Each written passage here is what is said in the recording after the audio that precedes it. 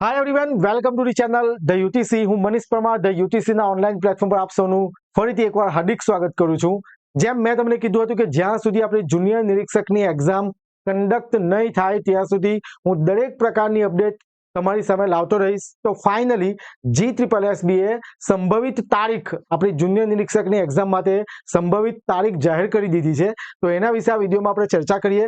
હું એ last video upload કર્યો હતો કે જેની અંદર જે GSSB દ્વારા એક્ઝામ ડેટ કેલેન્ડર બહાર પાડવામાં આવેલું હતું કે જેમાં આપણી જુનિયર નિરીક્ષક એટલે કે 253/2024-25 એડવર્ટાઇઝમેન્ટ નંબરનો મંથ ડિક્લેર કરી દેવામાં આવેલો હતો. આજે એટલે કે 11 એપ્રિલ આજના સાંજે GSSB એ એની સંભવિત તારીખ અપલોડ કરી દીધી છે, મતલબ કે ડિક્લેર કરી છે. તો એના વિશે આપણે જોઈએ તો આપણી જે ઓફિશિયલ વેબસાઇટ છે GSSB.gujarat.gov.in તેની અંદર તમે જોઈ શકો કે જાહેરાત ક્રમાંક 253/2024-25 જુનિયર નિરીક્ષકની સ્પર્ધાત્મક કસોટીની તારીખ અંગેની અગત્યની સૂચના અને પીડીએફ ને તમે જોઈ શકો કે 11 એપ્રિલ 2025. તો આપણે જોઈએ કે પીડીએફ શું છે, બરાબર. તો પીડીએફ ની અંદર બધી જ વસ્તુ સમજવી પડશે આપણે. તો જોઈએ કે ગુજરાત ગૌણ સેવા પસંદગી મંડળ ગાંધીનગર મંડળ દ્વારા પ્રસિદ્ધ કરવામાં આવેલ જાહેરાતની સ્પર્ધાત્મક કસોટીની તારીખ અંગેની અગત્યની સૂચના, બરાબર. હવે એમાં જરા વાંચી લઈએ જે પોઈન્ટ આપ્યો છે આપણને કે એમાં ગુજરાત ગૌણ સેવા પસંદગી મંડળ દ્વારા નીચે પત્રકમાં દર્શાવેલ જાહેરાતોની MCQ CBRT પદ્ધતિ, બરાબર.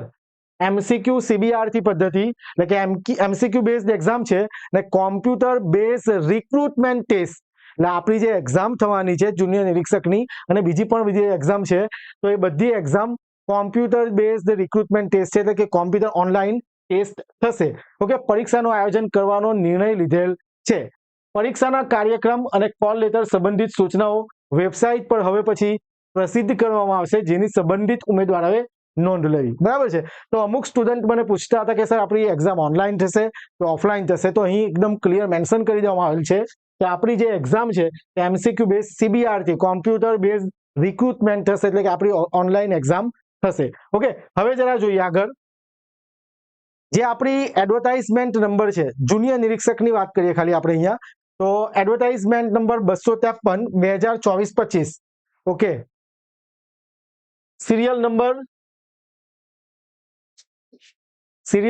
16 ની અંદર તમે જોઈ શકો કે એડવર્ટાઇઝમેન્ટ નંબર 253/2024-25 જુનિયર ઇન્સ્પેક્ટર અને સંભવિત તારીખ 6/7/2025 6 જુલાઈ 2025, બરાબર. એટલે ડેટ સંભવિત ડેટ ડિક્લેર કરી દેવામાં આવેલ છે અને એક્ઝામનો સમય પણ ડિક્લેર કરી દેવામાં આવેલ છે 9 થી 12, બરાબર છે. જે આપણી ઓનલાઈન ટેસ્ટ થવાની છે તે સંભવિત સમય અને સંભવિત તારીખ જુલાઈ મહિનાની 6 તારીખે અને 9 થી 12 નો સમયગાળો આપી દેવામાં આવેલ છે ને આ તારીખ અને સમય બંને સંભવિત છે એવું લખવામાં આવેલ છે. અને અહીંયા પણ આ સંભવિત પરીક્ષાના આયોજનમાં કોઈ પણ કારણોસર તેમાં ફેરફાર કરવાની કે રદ કરવાની આવશ્યકતા ઊભી થાય તેમ કહેવાનો મંડળનો સંપૂર્ણ હક અધિકાર રહેશે અને મંડળ આ માટે કારણ આપવા માટે બંધાયેલ રહેશે નહીં. આજની તારીખ 11 એપ્રિલ 2025 ગુજરાત ગૌણ સેવા પસંદગી મંડળ સચિવ. ઓકે, તો ફાઇનલી આપણી તારીખ ડિક્લેર થઈ ગઈ છે. તો એનાથી થશે શું કે જે સ્ટુડન્ટ જુનિયર નિરીક્ષકની એક્ઝામને ટાર્ગેટ કરી રહ્યા હતા, આપણે લાસ્ટ જાન્યુઆરી મહિનાથી આપણે જુનિયર નિરીક્ષકની અપડેટ આપી રહ્યા છે, બરાબર. એની અંદર પ્લેલિસ્ટ પણ બનાવી છે. તો ત્યારથી મને ક્વેશ્ચન્સ પૂછતા હતા તો ફાઇનલી એનો આન્સર આવી ગયો છે. જુલાઈ મહિનાની 6 તારીખ આપી દીધી છે. અગર જો એની અંદર થોડો ઘણો ચેન્જીસ આવે તો 30 જુલાઈ સુધી જાય, એટલો મોટો ફેરફાર આવશે નહીં, બરાબર. એટલે 6 જુલાઈ આજે આપણી થઈ 11 એપ્રિલ, તો આપણી પાસે મે જૂન 2 મહિના અને એના 10 દિવસ અને એના 10 દિવસ એવી રીતના કરીને 3.5 મહિના આપણી પાસે પ્રિપેરેશન માટે છે. તો જે વિદ્યાર્થીઓ જુનિયર નિરીક્ષકની એક્ઝામની તૈયારી કરે છે કરી રહ્યા હતા, બરાબર, જ્યાં જાન્યુઆરીથી જેમ કે જ્યાંની ફોર્મ ભરાયા છે ત્યાંની પ્રિપેરેશન કરી રહ્યા હતા અથવા હવે જે વિદ્યાર્થીઓ પ્રિપેરેશન કરવા માંગે છે તો તમારી પાસે હજુ પણ ઇનફ ટાઈમ છે. 1-2 મહિના થઈ જશે ને પછી કહેશે કે હવે મારે પ્રિપેરેશન કરવી છે, એ પોસિબલ નથી. તમારી પાસે હજુ પણ ઇનફ ટાઈમ છે, 2.5-3 મહિના છે, એની અંદર તમે આરામથી પ્રિપેરેશન કરી શકો.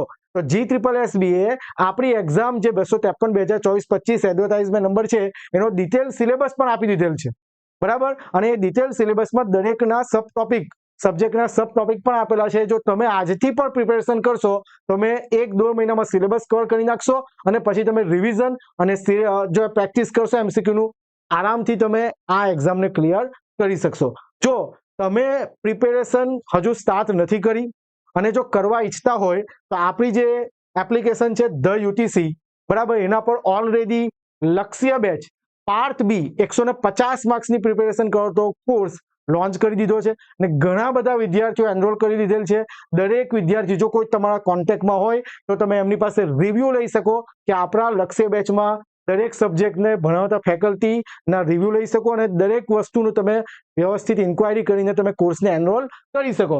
તો આપણી જે એપ્લિકેશન છે the UTC Lakshya batch GSSB junior inspector part B 150 marks full preparation કે જેમાં mechanical engineering, electrical engineering, electronics engineering, physics, નવું ઉમેરાયેલું એન્જિનિયરિંગ મેથ્સ, બંધારણ, ગુજરાતી અંગ્રેજી કોમ્પ્રિહેન્શન અને કરંટ અફેર, આ બધી જ વસ્તુ 150 માર્ક્સની જે પ્રિપેરેશન છે બધી જ વસ્તુ લક્ષ્ય બેચમાં આવરી લેવામાં આવશે. આ ઉપરાંત તમે PDF પણ તમે ડાઉનલોડ કરી શકશો દરેક લેક્ચરની, બરાબર, ને એમાં જેટલા પણ ફેકલ્ટી કરાવી રહ્યા છે ખૂબ જ સારું ક્વોલિફિકેશન ધરાવે છે, વેલ એક્સપિરિયન્સ્ડ ને ઘણી બધી એક્ઝામો ક્રેક કરેલી છે ને એવા ફેકલ્ટી તમને ભણાવશે જેમ કે આપણા જુબિન પારેખ સર ફિઝિક્સ અને ઇલેક્ટ્રોનિક્સ કરાવશે.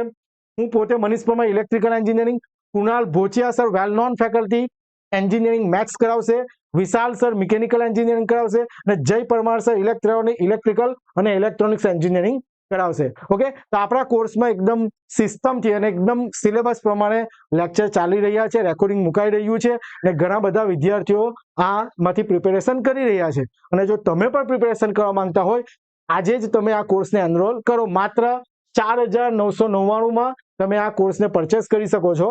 એના માટે તમારે ધ યુટીસી એપ્લિકેશન ડાઉનલોડ કરવી પડશે, પ્લે સ્ટોર પરથી મળી જશે અથવા એપ્લિકેશનની લિંક ડિસ્ક્રિપ્શનમાં છે ત્યાંથી પણ તમે એને ઇન્સ્ટોલ કરી શકો છો. અહીંયા સ્કેન કરીને પણ એપ્લિકેશન ઇન્સ્ટોલ કરી શકો છો. વધુ માહિતી જોઈતી હોય તો મારો મોબાઈલ નંબર 6354999091 પર તમે મને કોલ કરી શકો. ઓકે, એપ્લિકેશનમાં ડેમો લેક્ચર જુઓ, સ્ટુડન્ટ્સના રિવ્યુ લો અને ત્યાર પછી તમારે ડિસિઝન લેવાનું છે. હવે બધી જ વસ્તુ તમારી સામે છે, હવે તમારે પ્રિપેરેશન કરવાની છે. હમણાં નહીં કરશો તો ક્યારે કરશો? જો તમે ફોર્મ ભરેલું છે અને જો તમે સરકારી નોકરી મેળવવા માંગતા છે તો સારામાં સારી ઓપોર્ચ્યુનિટી છે. કમ્બાઇન્ડ બ્રાન્ચની એક્ઝામ છે, બરાબર, તો હમણાંથી જો સ્ટાર્ટ કરશો તો તમે આરામથી ઇઝીલી તમે એક્ઝામ ક્રેક કરી શકશો, બરાબર. ખાલી પ્રિપેરેશનમાં પરફેક્ટ ડાયરેક્શન અને સ્માર્ટનેસની જરૂર છે. આપણે જેટલા પણ સ્ટુડન્ટ એનરોલ થયા છે એ બધાનું વોટ્સઅપ ગ્રુપ બનાવેલું છે અને એમાં 2-3 દિવસે અથવા તો ડેલી અમે ટેસ્ટ લઈએ છીએ જે PYQ ક્વેશ્ચન્સ હોય કે જેથી એવો કોઈ MCQ રિપીટ થાય તો તમને આવડી જાય, બરાબર. તો હું પણ તમારી સાથે છું. જ્યાં સુધી એક્ઝામ કન્ડક્ટ નથી થતી ત્યાં સુધી આ પ્રકારના દરેક અપડેટ તેમજ પ્લેલિસ્ટના દરેક MCQ સિરીઝ બધી જ તમારી સામે લાવતો રહીશ. તો તમે જો પ્રિપેરેશન કરો તો આજે જ કોર્સને એનરોલ કરીને જોડાઈ જાઓ અને જો ચેનલ પર નવા હોય તો ચેનલને સબસ્ક્રાઇબ કરી દો, વિડીયોને લાઇક અને શેર કરી દેજો. ત્યાં સુધી બધા વાંચતા રહો. Thank you very much.